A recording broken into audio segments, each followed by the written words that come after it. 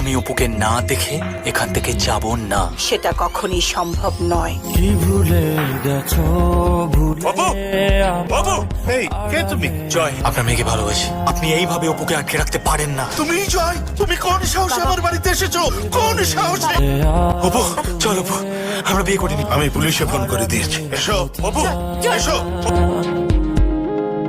কাকে চাই? অপু? তা তো বলতে পারবো না, তবে শুনেছি আগের ভাড়াটেরা হঠাৎ করে বাড়ি ছেড়ে চলে গেছে। চরণ কালো মেঘে ঢাকায় অপু, আমি তোকে সব জায়গায় খুঁজেছি, কিন্তু কেউ কিছু বলতে পারিনি। তুই আমার পাশে থাকলে আমার আর কিচ্ছু চাই না অপু। কাল দিদির বিয়ে, সে তো ভালো খবর। ওই একসাথে কাল আমারও বিয়ে। কি?